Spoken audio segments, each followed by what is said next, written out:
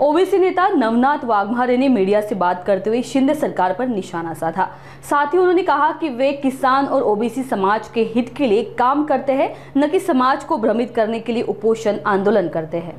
मला तरी वाटत नाही ते मुंबईला जातील, त्यांची जाण्याची इच्छा नाही, परंतु आता वल्गना केली आणि वल्गना करण्याप्रमाणे ते मुंबईला निघण्याचा प्रयत्न करतील की वाट पाहतील। सध्या कोणीतरी आपल्याला येऊन विनंती केली पाहिजे जाऊ नका, किंवा पोलीसवाल्यांनी कोणतरी अडवलं पाहिजे, म्हणजे ते वारंवार त्यामुळं टार्गेट करणं, मोठमोठल्या वल्गना करणं, आम्ही जाणारच, आम्ही असं करणार, म्हणजे दंगलीचा विषय काढायचा। खरं तर दंगली घडवायचा अनुभव जरांगीला आहे, कारण की बीड कोणी जाळलं असेल हे सर्व महाराष्ट्राला माहिती आहे। बीड जाळण्याचा मुख्य आका जरांगे। खरं तर जरांगीला आता मुंबईला जाण्याऐवजी जरांगीच्या मुसक्या आवळल्या पाहिजे, जरांगीला बिनभाड्याच्या खोलीत उचलून टाकलं पाहिजे। आता खरं तर त्याचे हातपाय बांधून टाकले पाहिजे, कारण की वळवळ सुद्धा करता नाही आली पाहिजे। आणि त्याच्यावर ज्या अनेक गुन्हे आहेत गंभीर स्वरूपाचे, हे गुन्हे आता त्यांनी वर काढले पाहिजे। त्याची SIT सुद्धा लागली होती, SIT लागली होती, ती का थांबली, ती SIT तात्काळ सुरू केली पाहिजे, तरच जरांगे या राज्याला शांतपणे जगू देईल, नाहीतर जरांगेचे टिवटिव कायम सुरू राहणार। मला सांगा की आता जरांगे पाटलांची जी आहे आता मुंबईला जाण्यासाठी मराठा समाजाच्या वतीने जे गावगावांनी बैठक होत आहे, त्यांची मोठ्या प्रमाणात होई अशी तयारी सुरू आहे। आता अनेकांनी तर शेतीची कामं देखील आटोपलेली आहेत आणि मुंबईच्या दिशेला ती रवाना। हे बघा, शेतीचे कामं आटोपत नसतील, हे कोण म्हणतं शेतीचे कामं आटोपले? जरांगे म्हणतो। त्याला काही घेणदेण नाही, शेतकरी मेला काय, शेतकरी उपाशी राहिला काय, शेतकऱ्याच्या शेताचं नुकसान झालं काय, शेतकऱ्याचे माल पाण्यात गेले काय, शेतकऱ्याच्या गायाच्या मध्ये माला पिकामध्ये तण झालं काय, शेतकऱ्यांचे तण वायाला गेले काय, हे धन वायाला गेले काय, त्याला काही घेणदेण नाही। शेतकरी कर्जबाजारीला आणि देशोधडीला लावण्याचं काम जरांगे करणारे फक्त स्वतःच्या हट्टापायी। कारण की यापूर्वी माझ्या मते 5-25 वर्षापूर्वी एक गिरणी कामगारांसाठी असाच एका नेत्याने अट्टहास केला होता। त्याने गिरणी कामगार बी देशोधडीला लावले आणि गिरणीवाले कारखानदार सुद्धा देशोधडीला लावले आणि स्वतः सुद्धा देशोधडीला गेला। त्याचप्रमाणे आता जरांगे येणाऱ्या काळात तसंच करणार आहे, कारण जरांगेला फक्त स्वतःच्या प्रसिद्धीच्या पुढे काही दिसत नाही, त्याला बाकी काय घेणं नाही। त्याला फक्त आणि फक्त स्वतः पुढे मीडियाचा गराडा दिसला पाहिजे, स्वतःपाशी लोकांचा गराडा दिसला पाहिजे, तरच त्याला झोप येते, नाही तर त्याची झोप उडवल्या जाते। जरांगे पाटील जे आहेत मुख्यमंत्र्याला वारंवार टार्गेट करतात, त्याला ते जाणीवपूर्वक टार्गेट करायला लावणं सुरू आहे। कारण की काय, खरं तर राज्याचा मुख्यमंत्री अतिशय अल्प जातीतील झाल्यामुळं या राज्यातील काही मराठा नेत्यांची झोप उडालेली।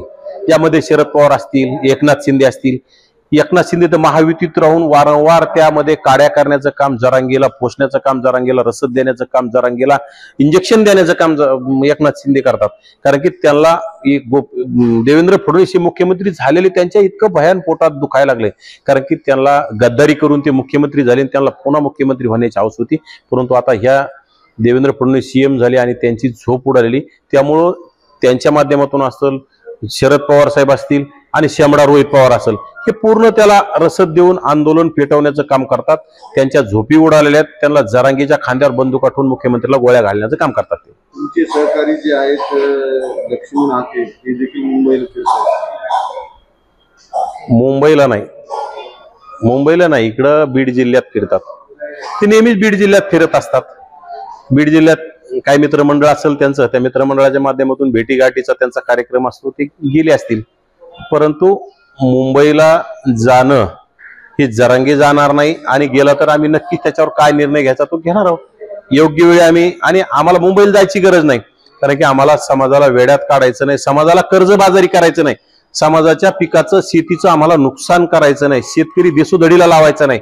आम्हाला सगळ्या गोष्टीचा अँगलने विचार करून ओबीसीला न्याय मिळाला पाहिजे, परंतु ओबीसीतील शेतकरी देशोधडीला लागला नाही पाहिजे, हा सुद्धा एका बाजूला विचार करावा लागतो। ते एकनाथ शिंदे जे आहेत ना, एकनाथ शिंदे गटाचे आहेत, एकनाथ शिंदेनी रसद काहीतरी मुंबईला जाण्यासाठी तोप गोळा दिला असेल ना, आता काहीतरी पुन्हा खोके दिले असतील, गाड्या घोड्या, डिझेल, पाणी, राहणं खाणं, या सगळ्या गोष्टीचा खर्च एकनाथ शिंदे पुरवतात। हे सगळं एकनाथ शिंदेच्या मार्फत ते आता जरांगेला येईल, जरांगे ते आता लोकांना वाटल आणि तिथून जे काय लोक जातील त्याप्रमाणे आता नेहमीप्रमाणे तर जरांगीकडे लोक राहिले नाहीत. गेल्या वेळी जे लोक होते त्यापेक्षा 10% सुद्धा लोक नाही येत, परंतु जे 10% 5% जे लोक येतील ते घेऊन जाण्यासाठी, जरांगीला खर्च देण्यासाठी ते सरनाईक म्हणून मंत्री ते आज आलेल्या येणार आहेत का आलेत असं काहीतरी आहे. हे पूर्ण एकनाथ शिंदेचं कारस्थान आहे. मला असं वाटत नाही का वारंवार उपोषण किंवा आंदोलन करून सरकारवर दबाव आणण्याचा प्रयत्न करताय किंवा आम्हाला आरक्षणच मिळालं पाहिजे? ते बघा, उपोषणाचं हत्यार बोथट झालेलं आहे. वारंवार कुठलंही हत्यार चालवलं ते बोथट होतं, त्याची धार संपलेली आहे. आणि सरकारला असंविधानिक मागण्या तर तुम्ही स्वतः मुख्यमंत्री झाले तरी त्यात होत नसत्यात पूर्ण, कारण की जरांगीच्या पूर्ण मागण्या असंविधानिक, त्या कुठल्याही मागण्या पूर्ण होणाऱ्या नाहीत. त्याला स्वतःला मुख्यमंत्री केलं तरी तो पूर्ण करू शकत नाही. फक्त आता समाजाला वेड्यात काढायचं, स्वतःला प्रसिद्धीच्या झोतात ठेवायचं. आणि मुख्यमंत्री छोट्या समाजातला झालाय, त्यामुळे एकनाथ शिंदे आणि शरद पवारांनी जरांगीला पुढे करून हे कारभार चाललेला आहे, बाकी काही नाही.